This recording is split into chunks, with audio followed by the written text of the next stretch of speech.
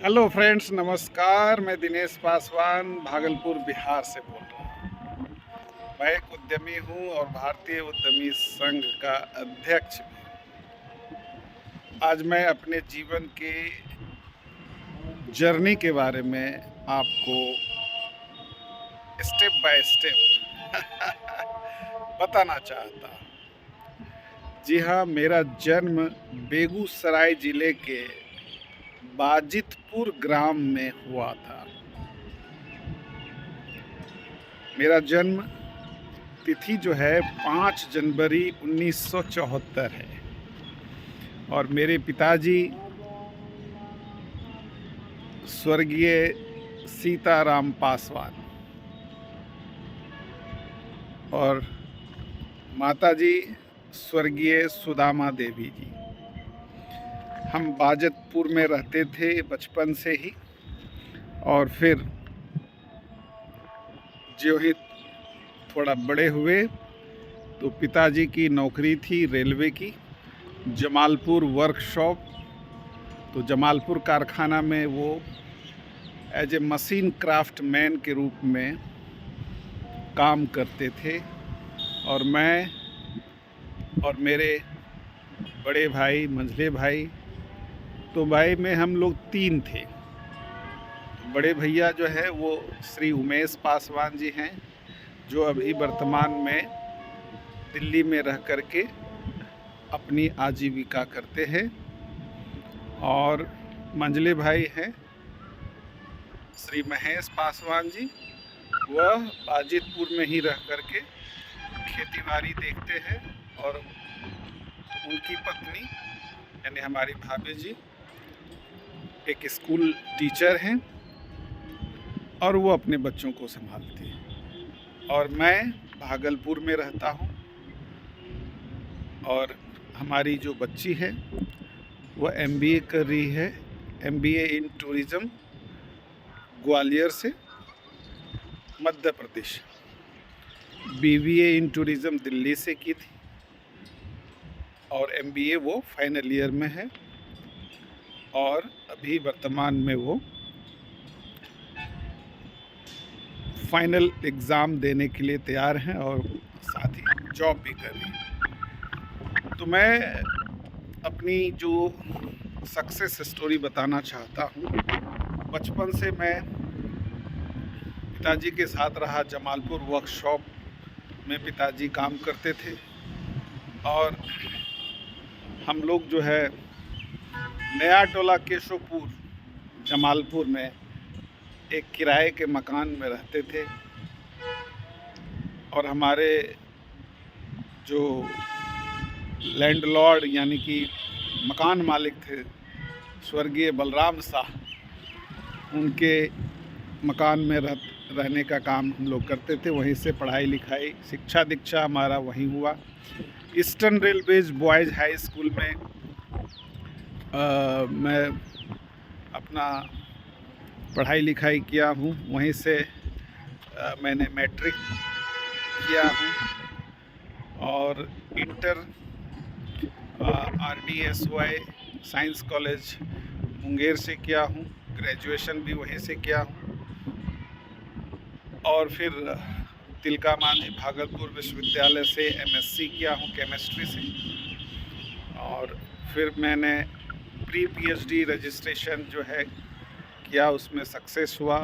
तो मैं PhD का छात्र भी रहा 2-2.5 साल तक, और फिर कुछ बातें आई तो फिर मैंने उसे छोड़ करके LLB का डिग्री ले लिया TNB लॉ कॉलेज से। तो ये एक शैक्षणिक यात्रा रही है, और इसके बाद जो है हमने जो है अपनी आजीविका के लिए संघर्ष करना प्रारंभ कर दिया। और एक बार जो है हम BSc में पार्ट 3 में फेल हो गए थे, तो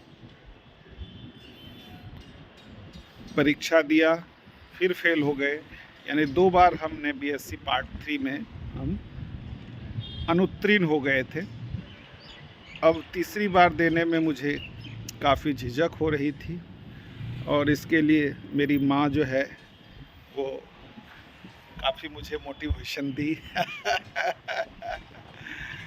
मुझे बेहद खुशी हो रही है और मैं अपने माँ को नमन करता हूँ, अपने पिताजी को भी नमन करता हूँ कि उनके योगदान से आज मैं इस मुकाम पर आया हूँ। जो भी उन्होंने सिखाया, पढ़ाया, लिखाया और जितना भी उनकी आर्थिक हैसियत थी उस हिसाब से उन्होंने बहुत किया। और शायद हम लोग अपने गांव में शीर्ष में ऐसे छात्र हैं जो कि पोस्ट ग्रेजुएट करके, लॉ ग्रेजुएट करके उस गांव का नाम रोशन किया है। तो ये बहुत बड़ी बात है। बाजितपुर जो है वह आज भी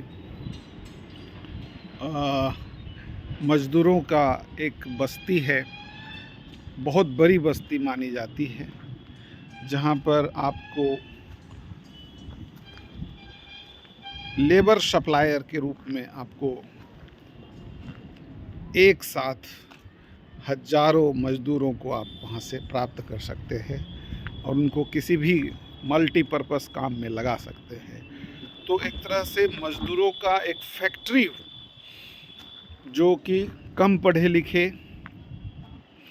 और कम पूंजी, कम आय की वजह से, गरीबी की वजह से अपना जीवन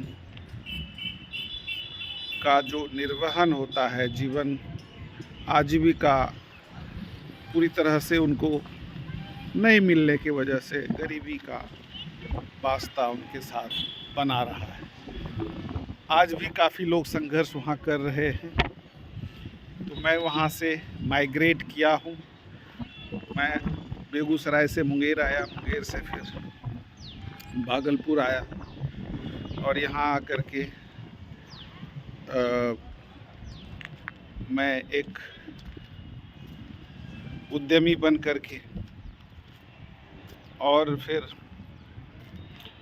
बिहार के उद्यमियों को या बेरोज़गार साथी जो उद्यमी बनना चाहते हैं उनको प्रशिक्षण देने का भी काम मैंने किया है। तो जब मैं 2 बार बीएससी फेल हो गया था तो मुझे मुंगेर भेजने के लिए मेरी माँ जो है पूरी एरी चोटी एक कर ली और उन्होंने कहा कि नहीं, मुंगेर जा कर के परीक्षा देना है। और चूँकि सेंटर वहाँ था मुंगेर में, तो मैं कटघर में आकर के रहना प्रारंभ किया और फिर हमारा जो व्यक्तिगत आचार विचार बर्ताव, जो ह्यूमन बिहेवियर होता है, वह बहुत अच्छा था। वहाँ पर भी जो हमारे लैंडलॉर्ड थी स्वर्गीय बिमला भारती जी, उन्होंने काफ़ी खूब सेवा सत्कार किया और लगा ही नहीं कि मैं एक रेंटर हूँ।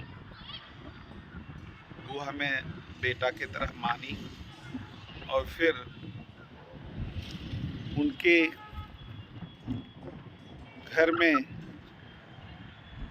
उनकी बड़ी बेटी के साथ मेरा विवाह हो जाता है। तो एक प्रकार से वो हमारा ससुराल हो जाता है और वहाँ से मेरी यात्रा शुरू होती है। और जब एमएससी एलएलबी कर लिया तो मैंने वकालत शुरू किया था मुंगेर सिविल कोर्ट से और वहाँ से मैंने बहुत कुछ सीखा। कचहरी में जाकर के संघर्ष करना बहुत बड़ी बात होती है। लोग कहते हैं कि आप बहुत कुछ सीख सकते हैं इंस्टीट्यूशन से, लेकिन रियल में वास्तविकता ये है कि आप अपने वर्क प्लेस पर ज़्यादा सीखते हैं। जी हाँ, आप सभी लोग भी यह तय कर लें, आप बता सकते हैं कि जो वर्क स्टेशन है, जहाँ पे आप काम करते हैं, वहाँ से आप बहुत कुछ सीखते हैं। वहाँ पर प्रैक्टिकल बातें होती है और वहाँ से जो आपका ज्ञान का जो है वो काफ़ी डेवलपमेंट होता है। मुझे भी वहाँ बहुत कुछ सीखने को मिला। लगभग 3000 अधिवक्ताओं का जो संघ है, उस संघ के साथ काम करने का हमें मौका मिला और मैंने 5-6 साल तक वहाँ पर काम किया, काफ़ी संघर्ष किया, बहुत कुछ सीखा और इसकी वजह से मैंने अपनी आजीविका चलाने में मुझे भरपूर सहयोग मिला अधिवक्ताओं के विचारों से। और फिर नए-नए क्लाइंट भी आते गए और फिर हमारे जो सीनियर होते थे, वो उनके साथ एक अच्छा व्यवहार होता था, तो काफ़ी बहुत कुछ सीखा और उससे हमने बहुत कुछ अपने को इनकम भी जनरेट किया, लेकिन संतुष्ट नहीं थे पूरी तरह से। जो आर्थिक जो संपन्नता होती है, फाइनेंशियल फ्रीडम होता है, जो फाइनेंशियल सिक्योरिटी होती है, जो आज़ादी होती है, वो मुझे नहीं मिल पा रहा था, जिसकी वजह से मैं बहुत छटपटा रहा था उड़ने के लिए, मुझे आगे जाना है। तो उसी समय मैं एक एनजीओ चला रहा था और मैं अपनी माँ के ही नाम से सुदामा जन विकास आश्रम, एक एनजीओ का निर्माण हमने किया और मुंगेर में मैंने सोशल वर्क भी प्रारंभ किया वकालत करते हुए। तो ये एक मेरी उपलब्धि रही है और इस वजह से मुझे वहाँ की सैकड़ों लोगों से एक प्रकार से जो है दोस्ती हो गई और जिसके वजह से हमारा कई केसेस भी मिलते थे।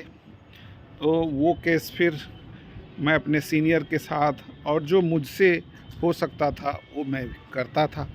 तो इस प्रकार से मुझे वहाँ बहुत कुछ सीखने को मिला और एनजीओ की वजह से मैं वहाँ पर कह सकते हैं कि SC/ST अनुसरवन समिति होता है डीएम की अध्यक्षता में, तो जिला पदाधिकारी मुंगेर की अध्यक्षता में मैं वहाँ उस अनुसरवन समिति का मुझे सदस्य भी बनाया गया है। तो ये बहुत अच्छी बात है और जो आप सकारात्मक लोग काम करते हैं उनको ये मौका मिलता है। तो निश्चित रूप में मैं अनुसरवन समिति का सदस्य रहते हुए बहुत काम किया और उसमें जो SC/ST थाना होते हैं उस थाना के अध्यक्ष जो होते हैं वो भी मेंबर होते हैं। मेंबर ऑफ पार्लियामेंट जो MP होते हैं मुंगेर के MP MLA वो भी मेंबर होते हैं। तो इस प्रकार से एक बहुत बड़ी कमेटी थी, उस कमेटी का मुझे सदस्य बनाया गया। यह मेरे लिए गौरव की बात थी और साथ ही मुंगेर में मैं जो है डिस्ट्रिक्ट जज के साथ काफ़ी मिलते जुलते रहते थे, क्योंकि सोशल वर्कर होने के नाते साथ अधिवक्ता भी थे। तो मुझे काफ़ी वहाँ मान सम्मान प्रतिष्ठा मुझे मिलता था और इस वजह से जो नेशनल लेवल का जो लीगल एड होता है उस एड का जो कमेटी होती है उस कमेटी में भी मुझे रखा गया और इस प्रकार से लोक अदालत लगते हैं उस में भी मुझे जाने का मौका मिलता रहा है। तो बहुत कुछ सीखा और उसके बावजूद चूँकि आर्थिक रूप से जो आज़ादी होती है वो बेचैनी होने लगी कि उम्र भी बढ़ रहा है और फिर आगे कैसे काम करना है। तो फिर एक दिन समाचार पत्र में मुझे सदर अस्पताल मुंगेर का एक टेंडर निकलता है और उसमें एनजीओ ही एलिजिबल होते हैं। कोई भी एनजीओ उसमें आप आवेदन कर सकते हैं। तो मैंने आवेदन किया और आवेदन करने के बाद जो है मुझे उसमें सिलेक्शन मुझे मिल जाता है, तो मुझे बेहद खुशी होती है। तो उसमें काम चूँकि मैंने कभी नहीं किया था, तो हॉस्पिटल के अंदर जो है मरीजों को खाना खिलाने की जो बातें हैं उसको वो टेंडर था। सुबह में चाय नाश्ता, फिर दोपहर में लंच, फिर शाम में चाय नाश्ता और फिर रात में भोजन। तो इस प्रकार से ये व्यवस्था थी। और साथ में मरीजों के साफ़ सफाई के लिए जो कपड़े हैं वो सब की साफ़ सफाई और पूरा प्रांगण की साफ़ सफाई और बिजली का टेंडर। तो उस समय बिजली काफ़ी कटती थी, तो जनरेटर की सुविधाएं उस समय पूरी तरह से नहीं होने की वजह से ये टेंडर में मिला था।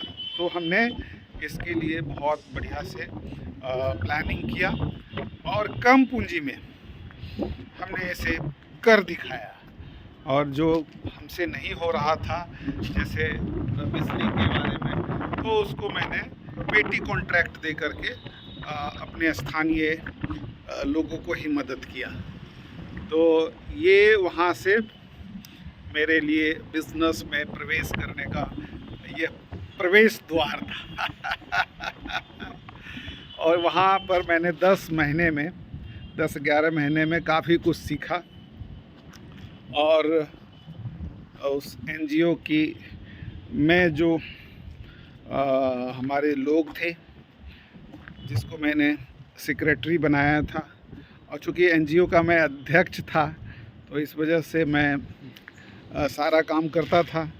चूँकि ये एनजीओ के जो काम करने वाले होते हैं वो सेक्रेटरी होते हैं।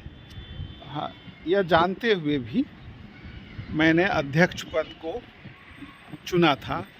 और चूँकि जिसको भी मैंने बनाया था वो आपस गांव के ही लोग थे, सब चिर परिचित थे, कोई चिंता की बात नहीं थी। लेकिन जब पैसे की बात होने लगती है तो लोग जो है दिग्भ्रमित हो जाते हैं और फिर आपस में लड़ने लगते हैं। तो वही स्थिति हुई और हमारा एनजीओ टूट जाता है। और फिर जो है हम वो काम छोड़ देते हैं 10 महीने के बाद। और ठीक है, जो भी बातें हुई, एक रास्ता बंद होता है, मुझे ऐसा लगता है, तो दूसरा रास्ता खुल जाता है। और निश्चित रूप में फिर समाचार पत्रों में कुछ दिन के बाद मुझे पता चलता है कि नवोदय विद्यालय में हाँ टेंडर निकला हुआ है। और वहाँ पर मैंने फूड सप्लायर के रूप में आवेदन किया और वहाँ भी मेरा सिलेक्शन हो जाता है। और बांका बौंसी में नवोदय विद्यालय में, वहाँ पर भी मैंने लगभग 1 साल तक जो है वह फूड सप्लाई का काम किया। और वहाँ पर भी क्रय समिति के कुछ सदस्य जो है मुझे थोड़ा घेरने लगे। आप तो समझ ही रहे हैं, है ना। तो कुछ खिलाने पिलाने की बात, कुछ पैसे की बात। तो मैं चूँकि गांव से निकला था और लॉ का छात्र था, तो सत्यवादी होना भी एक समस्या होता है। तो ये एक समस्या हुई और फिर मैंने उनको समझाया ये काम हमसे नहीं हो पाएगा और मैंने वो काम को छोड़ दिया। इसके बाद फिर कुछ दिनों के बाद समाचार पत्रों में मुझे एलपीजी डीलरशिप के लिए विज्ञापन आया और उसको मैंने आवेदन किया और फिर जो है उसको भरा। और फिर भागलपुर क्षेत्र में यह मैंने आवेदन किया और वहाँ पर चूँकि 55 छात्र आवेदन किए थे और मेरा सिलेक्शन हो जाता है, क्योंकि मैं एमएससी एलएलबी होने के वजह से मेरा इंटरव्यू हुआ और सबसे ज़्यादा मार्क्स आने की वजह से मेरा सिलेक्शन हो जाता है। ये अच्छी बात है, लेकिन यह एक महासंग्राम शुरू होता है। चूँकि आप व्यापार के सेंटर में आ रहे हैं और आपके पास पूंजी नहीं है तो बहुत गंभीर समस्या होती है। तो हमारे मदर इन लॉ ने और उनके जो फैमिली मेम्बर्स हैं, कह सकते हैं मौसिया सास जो है, फुफिया सास है, तो और हमारी मिसेस की चचेरी बड़ी बहन जो है, तो ये लोग थोड़ा थोड़ा अमाउंट जो है हमें दिया और मैं उनका शुक्रगुजार हूँ। विशेषकर मदर इन लॉ का, उन्होंने बड़ा अमाउंट दे करके हमें इस बिज़नेस को खड़ा करने में सहयोग किया और इस बिज़नेस को खड़ा किया। और फिर जैसे ही इनकम होने लगा तो फिर उन्हें पैसे को हमने रीपेमेंट भी किया और आज कोई नहीं कह सकते हैं कि हमने पैसा वापस नहीं किया। लेकिन ये खुशी होती है, बैंक ने मुझे बहुत परेशान किया, मतलब कि हम उस लेवल पर नहीं थे। परेशान का मतलब है कि आप एलिजिबल नहीं थे, आपके पास कोई चार्टर्ड अकाउंटेंट के साथ कोई प्रोजेक्ट रिपोर्ट नहीं था, तो समस्याएं आती हैं, इसलिए घबराना नहीं है।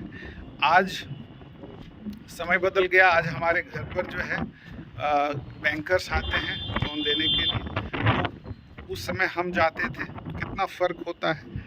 तो यदि आप में कुछ वो गुण आ जाता है तो आप सफल हो जाते हैं और लोगों को ज्ञान देते हैं और एक अच्छे उद्यमी बनने का और अच्छे इंसान बनने का बहुत ज़रूरी होता है। एक अच्छा इंसान बनिए और सुखमय जीवन जीने के लिए एक अच्छा इंसान होना चाहिए और लोगों से प्रेम करने वाला होना चाहिए और मुस्कुराते रहना चाहिए। तो मैं ये सफल हो गया, फाइनेंशियल फ्रीडम हो गया, फाइनेंशियल सिक्योरिटी हमारे पास आ गया। तो जीवन में ऐसे ही चलते रहते हैं। मैं आपसे भी यही अनुरोध करूँगा, विनती करूँगा, विनम्र निवेदन करूँगा कि आप भी अपने आप को एक अच्छा इंसान बनाएं और फाइनेंशियल फ्रीडम के लिए निश्चित रूप से संघर्ष करते रहें और आगे बढ़ें। और जो भी आपके आसपास हैं मित्रों से सहयोग मांगें, बेझिझक, कहीं ना कहीं आपको सपोर्ट मिलेगा। मुझे जो महिला शक्ति है, वुमन पावर ने सपोर्ट किया और मैं सक्सेसफुल हुआ हूँ। तो मैं महिला शक्ति, नारी शक्ति को सलाम करता हूँ, बधाई देता हूँ कि मुझे आत्मनिर्भर बनने में महिलाओं का योगदान रहा है। इसीलिए मुझे बहुत खुशी होती है। और आप लोगों को भी अगर बैंक का सहयोग नहीं मिलता है तो भी आप हिम्मत नहीं हारेंगे और आप सफल हो जाएंगे। आपके मन में वह प्रेम होना चाहिए कि आपके जो रिश्तेदार हैं आपको सपोर्ट सिस्टम बनेंगे, आपके साथ खड़े रहेंगे और आप कामयाब होंगे। तो मैं एक बार पुनः उन सभी मातृशक्ति को नमन करता हूँ जिनके वजह से मैं आज यहाँ पर खड़ा हूँ और सफल हूँ, एक अच्छा इंसान बनने का प्रयास करता रहता हूँ।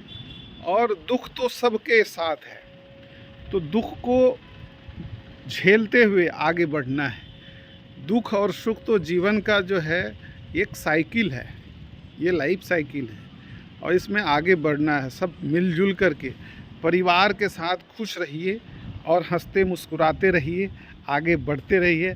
असली सफलता वहीं है। तो आज के लिए बहुत बहुत धन्यवाद और काफ़ी शाम भी हो चुकी है। फिर मिलते हैं नए विषय के साथ। बहुत बहुत धन्यवाद। नमस्कार।